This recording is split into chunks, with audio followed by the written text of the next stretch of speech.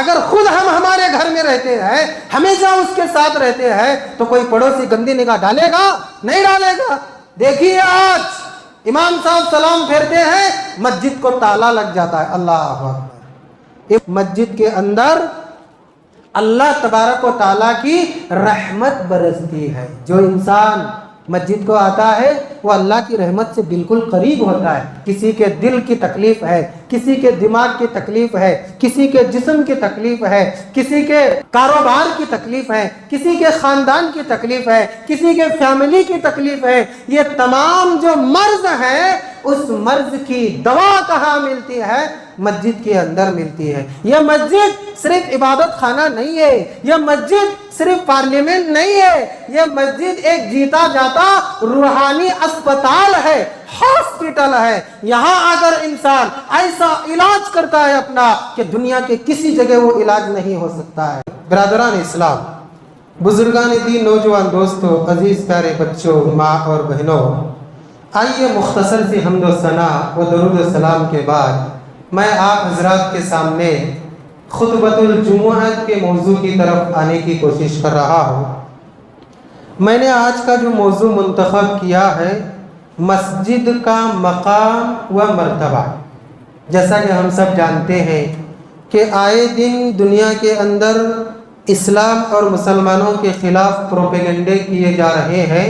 خاص کر کے مسلمانوں کی دو مرکز، ایک مسجد اور ایک مدرسہ، اس کی طرف لوگوں کا بہت خیال ہے۔ لوگ یہ سمجھتے ہیں کہ اگر انہیں منہدم کر دیا جائے تو اسلام ختم ہو جائے گا۔ آئے دن ہم یہی بات سن رہے ہیں کہ آج فلاں جگہ حملہ ہوا، فلاں جگہ یہ ہوا، فلاں جگہ اسلام سے کمپلینٹ ہو گئی۔ مسلمانوں کو دلی دکھ اور درد پیدا ہوتا ہے جب ہم ایسی خبریں عام طور پر سنا کرتے ہیں۔ سب سے پہلے ہمیں اور ان لوگوں کو جو یہ سمجھتے ہیں کہ چار دیواری کی عمارتیں گرانے سے اسلام ختم ہو جائے گا، انہیں یہ سمجھنا چاہیے کہ تم مسجدوں کو تو ختم کر سکتے ہو، مدرسوں کو تو ختم کر سکتے ہو، ان چار دیواری کے اینٹ اور سیمنٹ سے بنے ہوئے عمارتوں کو ختم کر سکتے ہو، اس دنیا سے اسلام کو کبھی نہیں ختم کر سکتے، اور نہ ہی اسلام ختم ہوگا اور نہ ہی مسجدوں کے انہدام سے اللہ تبارک و تعالیٰ ختم ہوگا۔ اللہ تو اول سے ہے، آخر تک رہے گا۔ یہ اسلام قیامت کی صبح تک رہنے والا ہے۔ لوگ پتہ نہیں کیا سمجھتے ہیں۔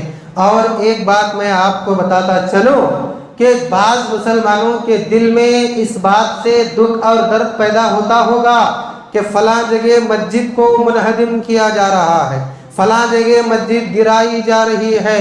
آج سے تقریباً 30-32 سال سے لگاتار ہم سن رہے ہیں کہ فلاں جگہ اس سال وہ مسجد گرائی گئی، فلاں جگہ اس سال یہ مسجد گرائی گئی۔ لیکن ایک بات دل سے میں آپ کے سامنے کہوں گا کہ اکثر مسلمانوں کے سروں میں اس بات سے جوں بھی نہیں رہتی ہے۔ کیوں ایسا ہے کہ مسجد گرائی جا رہی ہے، مسجد کو منہدم کیا جا رہا ہے، مسجدوں کو شہید کر دیا جا رہا ہے، لیکن بعض مسلمانوں کو چھوڑ کر اکثر مسلمانوں کے سروں پر جوں بھی نہیں رہتی ہے؟ وجہ کیا ہے؟ سبب کیا ہے؟ سبب یہی ہے کہ ہم نے مسجدوں سے رشتہ صرف 5 وقت کی نماز کے لیے جوڑ رکھا ہے۔ فجر کی نماز کو آئے، جماعت سے 1 منٹ پہلے، فجر کی نماز ختم، ظہر کی نماز تک مسجد کا خیال بھی نہیں ہے۔ صرف اور صرف فرض نمازوں کی عبادت کی خاطر ہم نے مسجدوں سے رشتہ جوڑا ہے۔ اور عجیب بات تو میں آپ کو یہ بتاؤں، لاک ڈاؤن اگر ہو جائے تو مولانا گھر میں نماز ہو جاتی نا؟ ہاں ہو جاتی، آپ ختم۔ اگر مسجد منہدم ہو بھی جائے تو ایک اور سبب مل گیا، گھر میں پڑھ لیں گے نا نماز، لاک ڈاؤن میں بھی پڑھے، بیماریوں میں بھی پڑھے۔ یہی وجہ ہے کہ آج مسجدوں کا احترام، مسجدوں کی اہمیت، مسجدوں کا مقام و مرتبہ ہم مسلمانوں کے دلوں میں بھی نہیں کے برابر ہے۔ تو مسجد منہدم کیوں نہیں ہوں گی؟ ارے ہمارے اسلاف کے زمانے میں وہ مسلمانوں کا طبقہ جس کی تعریف اللہ اور اس کے پیغمبر علیہ السلام نے کی ہے، کیا ان کے زمانے میں مسجدیں نہیں ہوا کرتی تھیں؟ کیا ان کے زمانے میں اللہ کے عبادت خانے نہیں ہوا کرتے تھے؟ ہوتے تھے، لیکن انہدام کی خبر کیوں نہیں ملی؟ شہادت کی خبریں کیوں نہیں ملی؟ وہ اپنے گھروں کی حفاظت کی فکر سے زیادہ مسجدوں کی حفاظت کی فکر کیا کرتے تھے۔ ایک جانی دشمن سے دشمن انسان بھی مسجدوں کی طرف آنکھ اٹھا کر دیکھنے کی ہمت نہیں کرتا تھا۔ ارے آپ جو بزرگ ہیں اپنے بچپن میں بھی دیکھے ہوں گے کہ جب ایک غیر مسلم مسجد کے سامنے سے گزرتا ہے تو مسجد کی طرف منہ کر کے احترام سے ایک آدھ سیکنڈ کھڑے ہو کر مسجد سے گزرنے کی کوشش کرتا ہے۔ آج مسجدوں کا احترام ہم نے بھولا ہے، مسجدوں کا مقام ہمارے دل میں نہیں ہے۔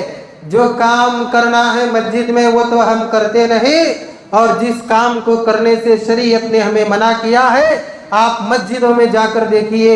یہ مسجد محسن ہے، آپ شہر حیدرآباد کی مسجدوں کا دورہ کیجئے، تلنگانہ کی مسجدوں کا دورہ کیجئے، اور پورے ہندوستان کی مسجدوں کا دورہ کیجئے۔ جو کام نہیں کرنا ہے مسجدوں میں وہ کاموں کی لسٹ پائی جاتی ہے، تو پھر دشمن مسجدوں کی طرف گندی نگاہ سے کیوں نہیں دیکھے گا؟ دشمن مسجدوں کی طرف غلط نگاہ سے کیوں نہیں دیکھے گا؟ میں ادب کے ساتھ ایک ریکویسٹ آپ لوگوں سے یہ بھی کروں گا کہ جب تک خطبہ ختم نہیں ہوتا ذرا گرمی آپ محسوس کیجئے، انشاءاللہ یہی گرمی آپ کے ایمان کی گرمی کا سبب بن جائے گی انشاءاللہ۔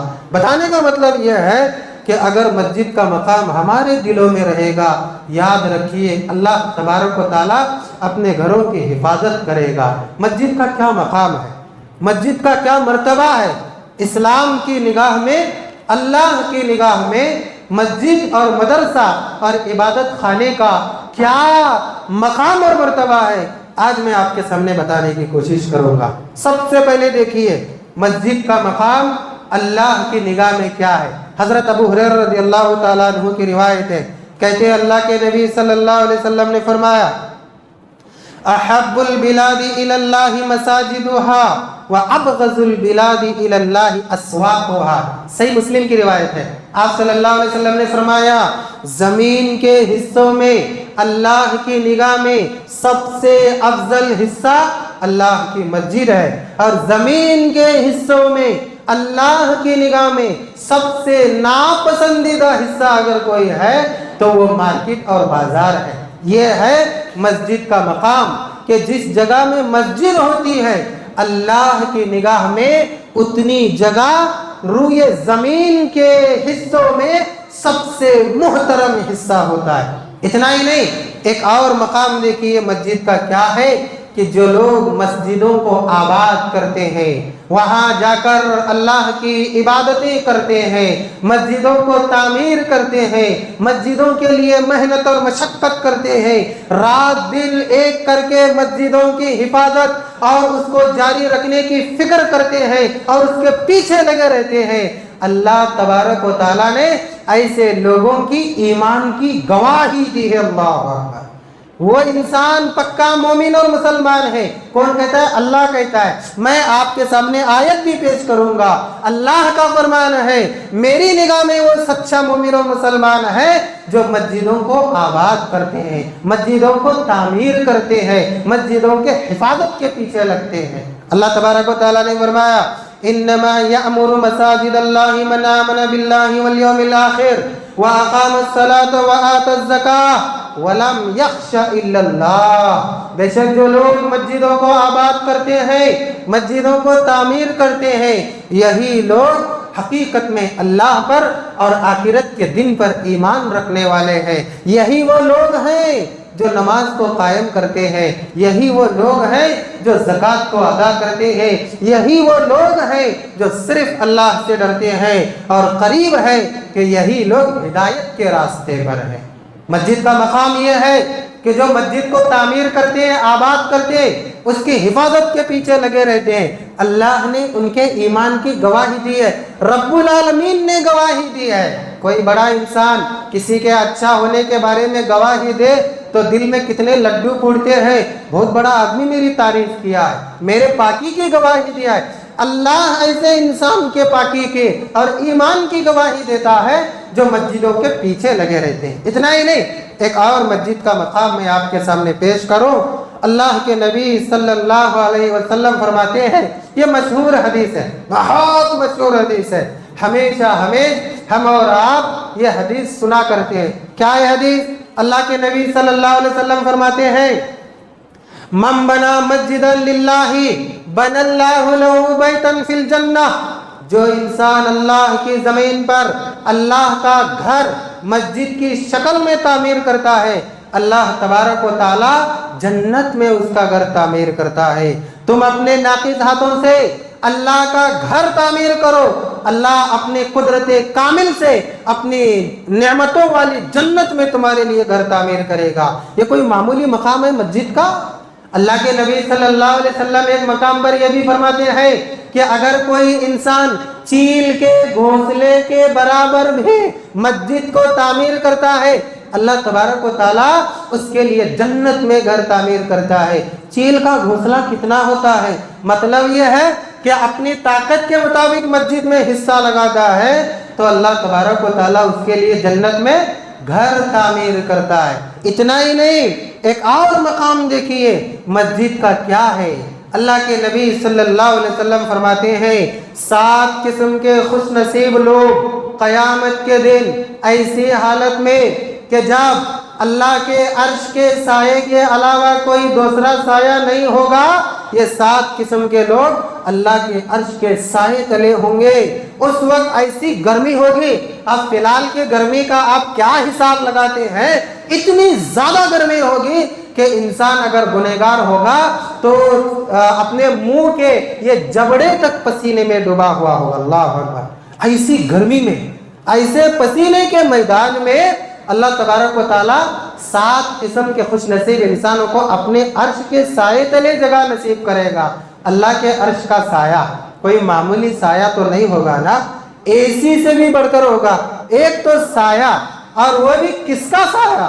ایک ہوتا ہے چھت کا سایہ، ایک ہوتا ہے دیوار کا سایہ، ایک ہوتا ہے کپڑے کا سایہ، اور ایک ہوتا ہے کھلے میدان میں بڑے ہرے پھلدار پھولدار درخت کا سایہ، نرم نازک اور بالکل ٹھنڈا سایہ۔ ان تمام سایوں میں کون سا ہوگا؟ ظاہر سی بات ہے درخت کا سایہ ہوگا۔ اللہ کے عرش کا سایہ ان لوگوں کو نصیب ہوگا جو 7 قسم کے لوگ ہوں گے۔ ان میں سے ایک قسم کا انسان کون ہے؟ وَرَجُلٌ قَلْبُهُ مُعَلَّقٌ بِالْمَسَاجِدِ، ایسا نوجوان ہے کہ جس کا دل ہمیشہ مسجد میں لٹکا ہوا۔ اللہ اکبر! وہ نماز پڑھ کے باہر نکل رہا ہے، وہ جا رہا ہے جسم کے ساتھ، دماغ بھی جا رہا ہے، کام سے جا رہا ہے، لیکن اس کا دل کہاں لٹکا ہوا ہے؟ صرف دل لٹکا ہوا ہے ایک ایسی جگہ پر جسے مسجد کہتے ہیں۔ اور ایسا خوش نصیب انسان قیامت کے دن اللہ کے عرش کے سائے تلے ہوگا۔ سوچنے کی بات ہے، اتنا بڑا مقام۔ اتنا ہی نہیں، ایک اور مقام دیکھیے مسجد کا اللہ کی نگاہ میں کیا ہے۔ اللہ کے نبی صلی اللہ علیہ وسلم فرماتے ہیں، من غدا الى المسجد او راحا اعد اللہ له الجنة نزلا کلما غدا او راحا۔ صحیح بخاری صحیح مسلم کی روایت ہے۔ اللہ کے نبی صلی اللہ علیہ وسلم فرماتے ہیں، جو انسان صبح میں یا شام میں مسجد کی طرف آتا ہے، جب کبھی وہ مسجد کی طرف آتا ہے، اللہ تبارک و تعالیٰ اس کے لیے جنت میں مہمان نوازی کی تیاری کرتا ہے۔ اللہ اکبر! اللہ مہمان نوازی کی تیاری کرتا ہے ایسے انسان کے لیے جو صبح و شام مسجد کی طرف آتے رہتا ہے، نماز کے لیے آتا ہے، عبادت کے لیے آتا ہے، دوسرے نیک کام کے لیے آتا ہے۔ جب وہ آ رہا ہے تب تک اس کے لیے جنت میں، کہاں پر؟ جنت میں کیا؟ مہمان نوازی کی تیاری۔ ایک مثال میں آپ کو دوں گا، ہر بات کی مثال دینے کی عادت ہے۔ آپ اپنے رشتہ دار یا دوست کے گھر کو بار بار جاتے ہیں، جب آپ جاتے ہیں تب وہ تکلف سے آپ کی مہمان نوازی کرتا ہے، تو بار بار آپ کا دل جانے کو نہیں کہے گا؟ ایک ایسا انسان ہے آپ جاتے ہیں لیکن برابر آپ کی مہمان نوازی نہیں کرتا ہے، چائے پیئیں گے یا نہیں پیئیں گے ایسا سوال اگر پوچھتا ہے تو جانے کو دل بولے گا نہیں بولے گا۔ اللہ تبارک و تعالیٰ جب بھی مسجد میں بندہ آتا ہے وہاں وہ زمین کی مسجد میں آتا ہے، اللہ ساتوں آسمانوں کے اوپر جو جنت ہے وہاں فرشتوں کو حکم دیتا ہے میرا بندہ ابھی ابھی مسجد میں داخل ہوا ہے، تم اس کے مہمان نوازی کی تیاری یہاں کرو۔ سبحان اللہ، یہ ہے مسجد کا مقام، مدرسے کا مقام، جہاں اللہ کی عبادت ہوتی ہے، جہاں اللہ کا ذکر ہوتا ہے، اس کا مقام۔ اتنا ہی نہیں، ایک اور حدیث سنیے مسجد کے مقام کے بارے میں۔ اللہ کے نبی صلی اللہ علیہ وسلم فرماتے ہیں من توضع فی بیتہ فاحسن الوضوء ثم اتى المسجد فهو زائر اللہ وذاکر اللہ۔ جو انسان اچھے سے وضو کر کے مسجد کی طرف آتا ہے وہ اللہ تبارک و تعالیٰ کا مہمان ہے اور اللہ تبارک و تعالیٰ کا ذاکر ہے۔ اب جو مسجد میں ہے ان کی ذمہ داری ہے کہ وہ اللہ کے اس مہمان کی عزت کرے، اللہ کے اس مہمان کا احترام کرے، یہ ہے مسجد کا مقام۔ اتنا ہی نہیں، ایک اور حدیث میں سنی اللہ کے نبی صلی اللہ علیہ وسلم فرماتے ہیں جو انسان گھر میں اچھا وضو کر کے مسجد کی طرف آتا ہے جتنے قدم وہ چلتا ہے ایک ایک قدم پر اللہ تبارک و تعالیٰ اس کے گناہ کو مٹاتا ہے، اس کے نیکی لکھ دیتا ہے اور اس کا ایک درجہ بلند ہوتا ہے۔ وہ گھر سے وضو کر کے کدھر جا رہا ہے؟ مسجد کی طرف جا رہا ہے، یہ ہے مقام۔ اتنا ہی نہیں، بے شمار احادیث ایسی ہیں جن سے پتہ چلتا ہے کہ اللہ کی نگاہ میں مسجد کا بہت بڑا مقام ہے۔ جب اللہ کی نگاہ میں مسجد کا اتنا بڑا مقام ہے تو سوال پیدا ہوتا ہے کہ مسجد کے اندر کیا ہے ایسی چیز، مسجد کے اندر کیا ہوتا ہے جس کی وجہ سے مسجد کا اتنا بڑا مقام ہے۔ سونے چاندی سے بنائی جاتے ہیں مسجدیں، ہیرے جواہرات سے مسجدیں بنائی جاتی ہیں، یا کون سی ایسی کارکردگی ہوتی ہے مسجد کے اندر جس کی وجہ سے مسجد کا اتنا بڑا مقام ہے؟ کیا وہاں کے امام کچھ الگ ہوتے ہیں؟ وہاں کے مؤذن کچھ الگ ہوتے ہیں؟ وہاں کے ذمہ دار کچھ الگ ہوتے ہیں؟ ارے وہی اینٹ اور وہ لوہا اور سیمنٹ سے مسجد بنتی ہے، وہی انسانوں میں سے ایک انسان امامت کرتا ہے، اذان لیتا ہے، مسجد کی ذمہ داری سنبھالتا ہے، سب برابر ہے۔ پھر مسجد کا مقام اتنا بڑا کیوں ہے؟ اس لیے ہے کہ یہاں پر اللہ کی عبادت ہوتی ہے، اللہ تبارک و تعالیٰ کے قریب ہونے کی کوشش ہوتی ہے مسجد کے اندر۔ اللہ تبارک و تعالیٰ نے فرمایا وَأَنَّ الْمَسَاجِدَ لِلَّهِ فَلَا تَدْعُوا مَعَ اللَّهِ أَحَدًا، اور یہ مسجدیں اللہ کے لیے ہیں، یہاں صرف اللہ کی عبادت ہونی چاہیے، اللہ کے علاوہ کسی اور کی عبادت نہیں ہونی چاہیے۔ مسجدوں کا مقام اللہ کی نگاہ میں بڑا اس لیے ہے کہ یہاں اللہ کی عبادت ہوتی ہے، اللہ کو یاد کیا جاتا ہے، اللہ کا ذکر ہوتا ہے، اللہ کو راضی کیا جاتا ہے۔ اور کیا ہوتا ہے مسجدوں کے اندر؟ اللہ کی عبادت کے ساتھ ساتھ ایک اور کام ہوتا ہے مسجدوں کے اندر، وہ ہے تعلیم اور تربیت کا کام۔ مسجد کے اندر اللہ تبارک و تعالیٰ کے دین کی تعلیم ہوتی ہے، اللہ تبارک و تعالیٰ کی شریعت کی تربیت ہوتی ہے، اس کو سکھایا جاتا ہے۔ یوں سمجھ لیجئے کہ مسجد اسلام کا مدرسہ ہوتا ہے۔ دو چیزیں اگر دنیا سے ختم ہو جائیں تو مسلمان باقی نہیں رہے گا، ایک مسجدیں اور دوسرا علماء کرام جو مسجدوں کو سنبھالتے ہیں، مسجدوں کی دینی خدمت کرتے ہیں، ایک علم والا اور دوسرا مسجد، یہ دونوں ختم ہو جائیں تو پھر مسلمان اس دنیا میں باقی نہیں رہتا ہے۔ یہاں اسلام کا مرکز ہے، یہاں اسلام کی تعلیم ہوتی ہے۔ اتنا ہی نہیں، اور کیا ہوتا ہے مسجدوں کے اندر؟ مسجدوں کے اندر اتحاد اور اتفاق کا مظہر بتایا جاتا ہے، یعنی یہاں تمام مسلمان متحد ہو کر اللہ تبارک و تعالیٰ کی عبادت کرتے ہیں، چاہے وہ کوئی بھی مقام ہو دنیا کا۔ جتنا اتحاد اور اتفاق یہاں پایا جاتا ہے اتنا دنیا کے کسی بھی کونے میں نہیں پایا جاتا، چاہے وہ چھوٹی مسجد ہو چاہے وہ بڑی مسجد ہو، ایک نمبر کا اتحاد اور اتفاق۔ امام صاحب کہتے ہیں کہ اٹھو نماز کا وقت ہو گیا ہے، سب لوگ ایک ساتھ سب بندی کرنا شروع کر دیتے ہیں۔ امام صاحب رکوع میں جاتے ہیں، سب لوگ رکوع میں جاتے ہیں۔ امام صاحب سجدے میں جاتے ہیں، سب لوگ سجدے میں جاتے ہیں۔ اتنا اتحاد و اتفاق، اتنا ایکتا پن، ایک رسی کو مضبوطی سے پکڑنے کی طرح جو منظر یہاں نظر آتا ہے وہ منظر کہیں اور نظر نہیں آتا ہے۔ آپ چھوٹی مسجد میں دیکھیے، بڑی مسجد میں دیکھیے، اسی اتحاد اور اتفاق کی وجہ سے دشمنوں کی نگاہ مسجدوں کی طرف ٹکی ہوئی رہتی ہے۔ اتنا ہی نہیں، اور کیا ہوتا ہے مسجدوں کے اندر؟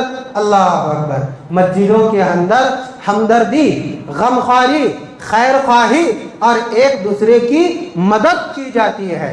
ایک دوسرے کی مدد، ایک دوسرے کا سہارا، ایک دوسرے کا ہیلپ کہاں ہوتا ہے؟ مسجد کے اندر ہوتا ہے۔ ہر کوئی اگر کوئی مجبور ہے یا دین کا کام کرنا چاہتا ہے، اعلان کرنے کے لیے وہ کہاں آتا ہے؟ مسجد کے اندر آتا ہے۔ بھائی میری فلاں مجبوری ہے، کہاں آتا ہے؟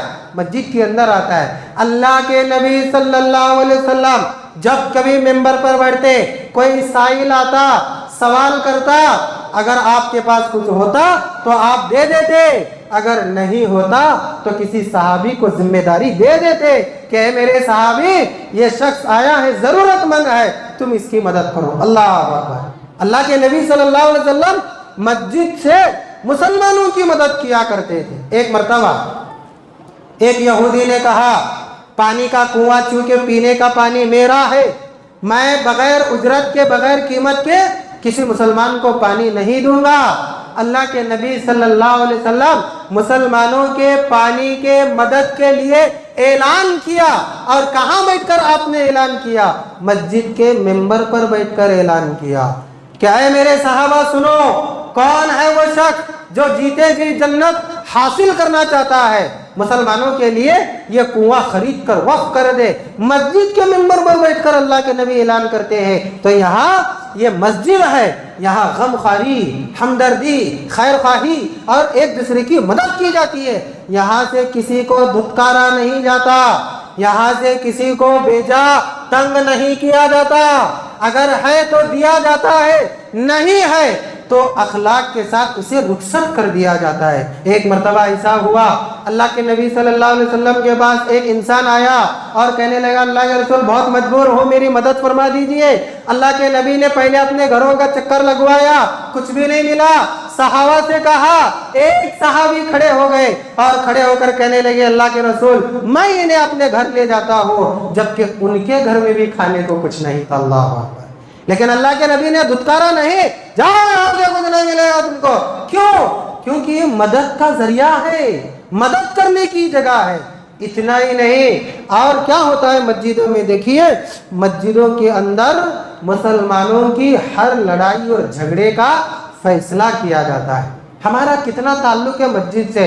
بس نماز پڑھنا ہے، مسجد کو آؤ، نماز ختم ہو گئی، جھگڑا ہے، کورٹ کو چلے جاؤ، کوئی اور مسئلہ ہے، کسی اور اچھے انسان کے پاس چلے جاؤ، کسی جانکار کے پاس چلے جاؤ۔ نہیں، مسجد اپنے آپ میں ایک کورٹ اور ایک عدالت ہے۔ اللہ کے نبی بھی فیصلے کہاں کرتے تھے؟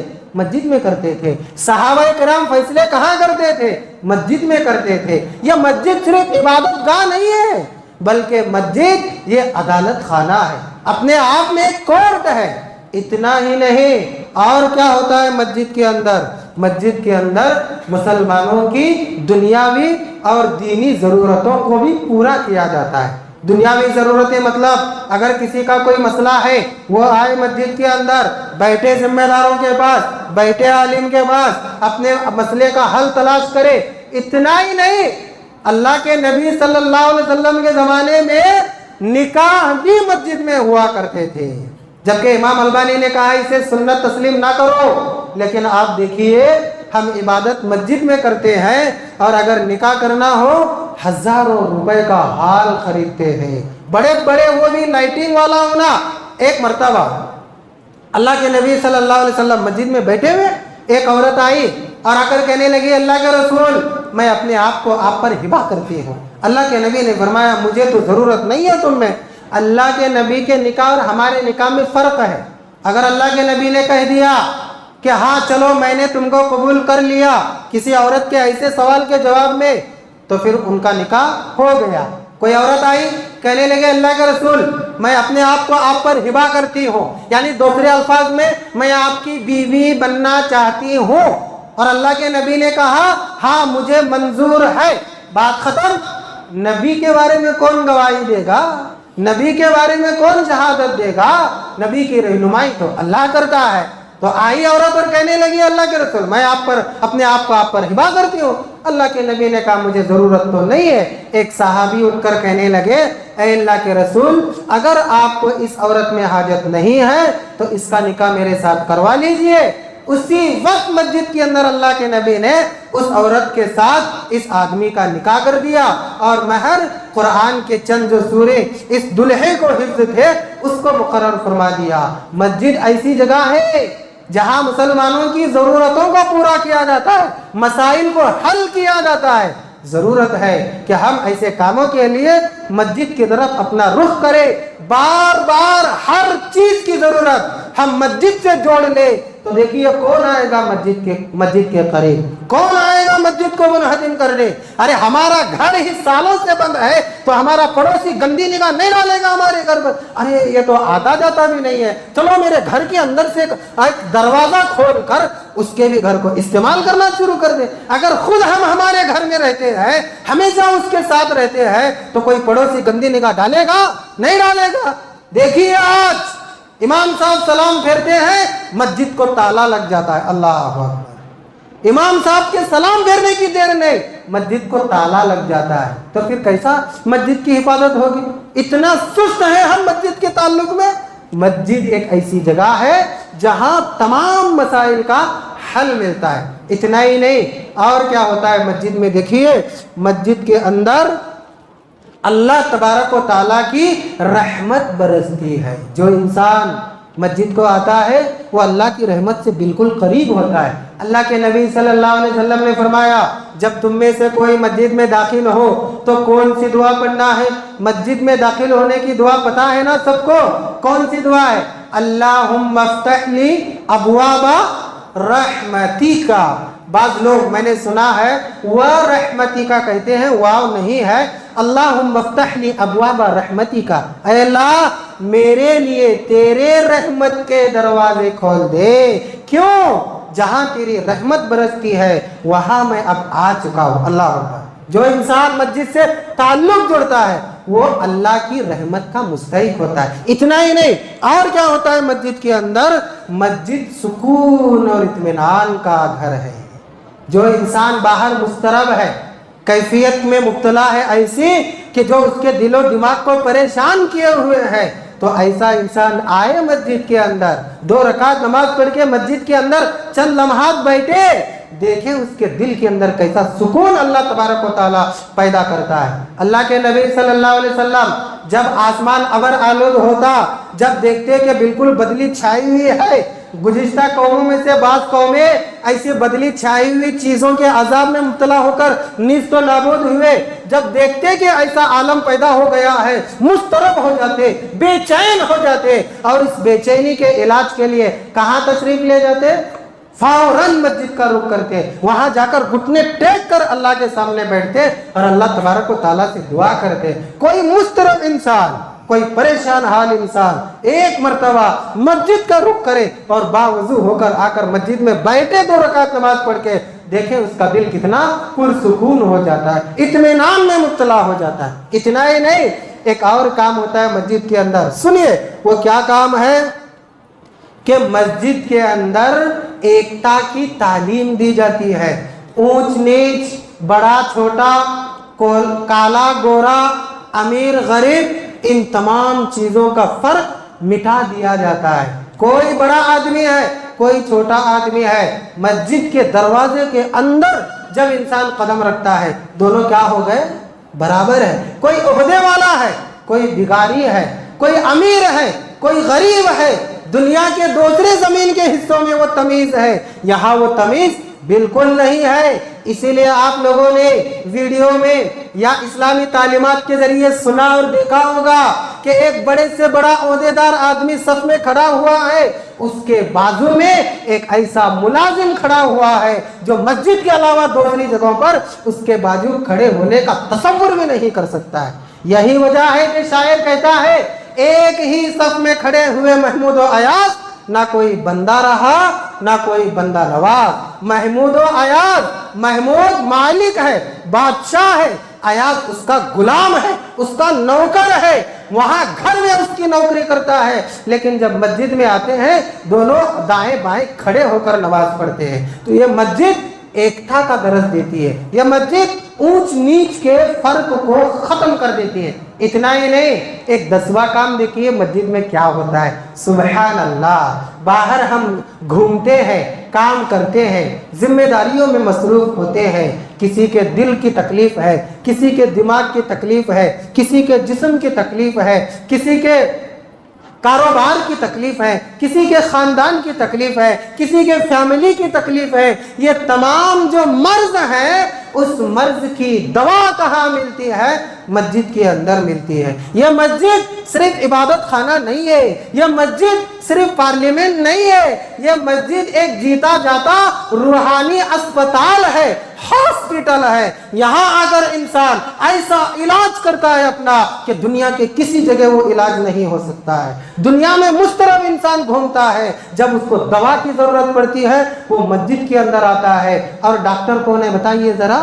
اللہ رب العالمین ہے۔ اے اللہ میری فیملی کی یہ تکلیف ہے، اے اللہ میرے کاروبار کی یہ تکلیف ہے، اے اللہ مجھے یہ بیماری ہے، اے اللہ میرے دل کی بیماری، دماغ کی بیماری، میرے خاندان کی بیماری، میرے کاروبار کی بیماری، میرے معاملات کی بیماری، دوست و دشمن کی بیماری لے کر تیرے سامنے آیا ہوں۔ اللہ تو ایسا ڈاکٹر ہے کہ تیرے پاس وہ علاج ہے، کسی اور کے پاس وہ علاج نہیں ہے۔ بتائیے اس سے اچھا دواخانہ دنیا کے کسی کونے میں ہم کو ملے گا؟ لیکن ہم یہاں دوا کہاں تلاش کرتے ہیں؟ یہاں اپنا علاج کرنے کی کوشش کہاں کرتے ہیں؟ یہی وجہ ہے کہ یہ 10 کاموں میں ہم اتنی سستی کر رہے ہیں۔ آئے دن ہم سن رہے ہیں کہ مسجدوں کی طرف گندی نگاہ لوگ ڈال رہے ہیں۔ آج وہ گیان واقعی ہو یہ اس مسجد کی طرف، کل کسی اور مسجد کی طرف، پرسوں کسی اور مسجد کی طرف۔ جتنا رشتہ ہمارا مسجدوں سے کمزور ہوگا اتنا توڑنے کی نیت، منہدم کرنے کی نیت مسجدوں کے دشمنوں کی زیادہ ہوگی۔ لیکن ہم ایک بات جان لیں، مسجدیں ختم ہو سکتی ہیں، اسلام ختم نہیں ہو سکتا۔ مسجدیں ختم ہو سکتی ہیں، دین ختم نہیں ہو سکتا۔ مسجدیں ختم ہو سکتی ہیں، اللہ ختم نہیں ہو سکتا۔ دعا کریں اللہ تبارک و تعالیٰ سے کہ اللہ تبارک و تعالیٰ ہمیں مسجد سے صحیح معنی میں اپنے رشتے کو جوڑنے کی توفیق عطا فرما۔ اللہ مسجد کا جو مقام اور مرتبہ ہے ہمارے دلوں میں صحیح معنی میں اسے پیدا کر لینے کی توفیق عطا فرما۔ اللہ مسجد کے جتنے بھی حقوق ہیں اللہ ان حقوق کو ہمیں ادا کرنے کی توفیق عطا فرما۔ اللہ جتنا ہو سکے ہمیں مسجد کی حفاظت، مسجد کی تعمیر، مسجد کی خدمت کرنے میں لگا اور کرنے کی توفیق عطا فرما۔ اللہ ہماری طاقت سے باہر ہے تو اللہ یہ تو تیرا گھر ہے، تو نے اس کی نسبت اپنی طرف کی ہے۔ کہیں بیت اللہ کہا، کہیں بیت الرب کہا، کہیں بیت الرحمان کہا، اللہ یہ تیرا گھر ہے۔ ہم تجھ سے درد دل سے دعا کرتے ہیں اللہ اپنی مسجدوں کی حفاظت فرما، ہمیں بھی حفاظت کرنے کی توفیق عطا فرما۔ اللہ مسجدوں میں عبادت کرنے کی توفیق عطا فرما، مسجدوں کا حق ادا کرنے کی توفیق عطا فرما۔ جیتے جی اسی حالت میں رکھ اور مرتے وقت بھی اسی حالت میں رکھ۔ مرتے وقت تیرا توحید کا پیارا کلمہ لا الہ الا اللہ ہماری زبان سے جاری فرما۔ آمین ثم آمین۔ وآخر دعوانا الحمد للہ رب العالمین وما علینا الا البلاغ المبین۔ والسلام علیکم ورحمۃ اللہ وبرکاتہ۔